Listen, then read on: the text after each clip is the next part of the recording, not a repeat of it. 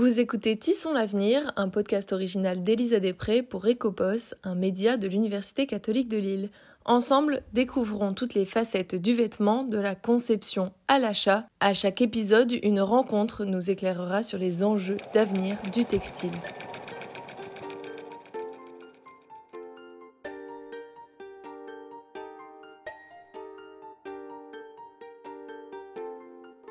Bonjour à toutes et à tous, pour ce premier épisode, je suis partie à la rencontre de Yeshim Oğuz, une enseignante-chercheuse en textile. Elle est notamment professeure dans le domaine de professionnalisation Timtex de l'école d'ingénieurs HEI. Je lui ai demandé si penser à l'écologie était un élément important pour la production d'un vêtement. C'est important de s'intéresser sur l'écologie dès la conception de vêtements parce que l'industrie textile est grande, on produit énormément. Et du coup, chaque petit geste compte pour nous. Est-ce que c'est assez ? Non, c'est pas assez parce qu'il faut penser dès la conception, mais il faut aussi penser à la fin de vie d'un vêtement. C'est pour ça qu'il faut aussi imaginer comment on va entretenir nos vêtements, nos textiles, et ensuite qu'est-ce qu'on va faire à la fin de vie de notre vêtement. On travaille sur des nouveaux matériaux durables, par exemple, mais aussi comment on peut les produire plus efficacement. Et l'analyse de cycle de vie, c'est quelque chose qui est très très tendance. Aujourd'hui, on pense dès la conception comment on peut être plus écologique. Mais c'est pas que pour le textile. Aujourd'hui, dès qu'on pense à un produit, maintenant c'est la première question qui vient. Parfois ça choque, les gens ils disent oui mais on n'a même pas encore innové, trouvé, mis dans le marché cette technologie, on pense à ça. Oui, mais aujourd'hui, c'est comme ça. En général, notre public avec les réseaux sociaux, on est plus, attentionné à notre environnement, à notre entourage et notre futur aussi. Donc déjà à notre niveau, on cherche sur Yuka, est-ce que ce produit est bien pour notre santé ? Je vais manger tel produit, oui, mais est-ce que c'est la saison ? Donc oui, on est un peu baigné avec ça aujourd'hui. Même quand on boit de l'eau, on dit oui, mais j'utilise une bouteille en plastique, est-ce que je ne dois pas changer ? Donc on est tout le temps en train de penser à ça. Donc c'est la nouvelle tendance d'aujourd'hui. Il existe également des certifications qui garantissent la durabilité et la prise en compte des caractères écologiques des produits. On peut notamment citer l'exemple du label bio de l'Union européenne, vous l'avez peut-être déjà vu sur vos vêtements. Il s'applique aux fibres naturelles, synthétiques ou même artificielles. Il garantit alors que le produit ne comporte pas de substances nocives. Mais alors si toutes ces démarches existent, est-ce que nous sommes en bonne voie pour des vêtements plus responsables ? C'est un début, parce qu'il faut travailler en collaboration avec le gouvernement, avec les consommateurs, avec les entreprises. Et ce genre de certification, ça permet justement parfois de contrôler ou pousser et encourager les entreprises de prendre des bonnes initiatives, initiatives et des pratiques pour la production en termes d'impact social ou en termes de production, la consommation des produits. Mais par contre, il faut faire attention à ne pas tomber non plus dans un truc de marketing, c'est-à-dire ce genre de certification, ça coûte cher. Et c'est pas parce qu'une petite entreprise qui n'a pas eu ça, mais il produit local, il utilise des matériaux qui sont durables, et naturel, on peut aussi se permettre d'acheter par exemple ce genre de produit. C'est pas parce qu'ils n'ont pas de certificat, ils sont pas dans nos critères entre guillemets. Yeshim travaille dans le domaine Timtex. Ce domaine de professionnalisation prône l'innovation. Je lui ai donc demandé si c'était un élément important pour le textile. Donc l'innovation c'est important dans le textile pour le produit technique et le procédé. Mais aussi pour la production, par exemple. Comment on peut produire plus intelligemment ?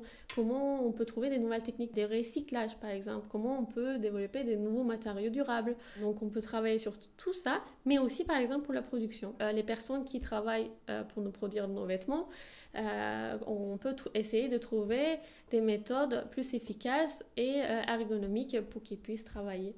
Par exemple, comme je disais, le côté ergonomique, leur vie de travail tous les jours, comment on peut l'améliorer, etc. Ça aussi, ça reste dans l'ingénierie textile. Voilà. Yeshim est spécialisée en textile innovant. Comme vous, j'ai été intriguée parce que cela pouvait être un vêtement innovant. Elle m'a donné quelques exemples. Dans le côté smart textile, on fait parfois des textiles capteurs qui permettraient de récupérer la data biologique d'un corps humain.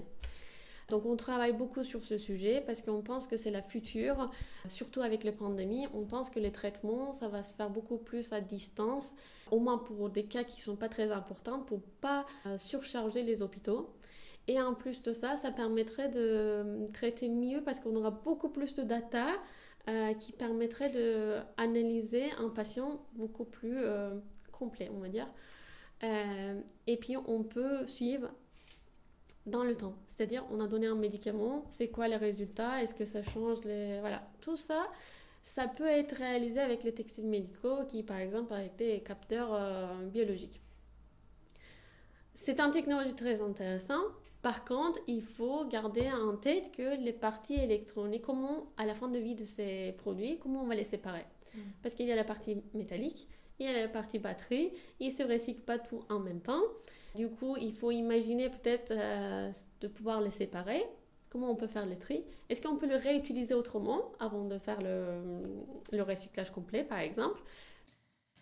C'est-à-dire que plus tard, on pourrait imaginer un t-shirt qui contrôlerait notre santé ou les battements de notre cœur. Vous imaginez? Tout à fait, ça existe déjà. Ça existe déjà. Après, c'est pas encore peut-être descendu jusqu'au public, mais oui, il existe beaucoup de technologies textiles en tout cas qui permettent de parfois traiter ou parfois analyser les datas biologiques. Ouais. Yeşim parle de l'accessibilité au grand public. Je l'ai interrogé, comment pourrions-nous avoir ce type de produit dans notre vie de tous les jours? Il faut beaucoup investir dans la recherche et développement, il faut beaucoup l'encourager. Idem pour le consommateur et l'industrie, il faut les encourager aussi pour aller sur des produits haute valeur ajoutée. Et encore une fois, la recherche et développement, ça va permettre de développer des nouveaux produits. Mais par contre, ça va aussi permettre, par exemple, de les rendre durables et baisser peut-être les prix parce qu'on va peut-être pouvoir les produire plus efficacement grâce à ce genre de recherche où on va trouver des produits équivalents qui sont peut-être moins chers aussi. C'est pour ça, moi, je trouve que la base, c'est les recherches et développement. Et deuxièmement, c'est un peu le temps. On peut dire que c'est le temps. Par exemple, est-ce que vous savez que les premières voitures électriques, c'était dans les 1900? En fait, on mettait nos voitures, on le branchait, et puis on le chargeait, puis on partait. Avec une câble, il y a des photos noir et blanc.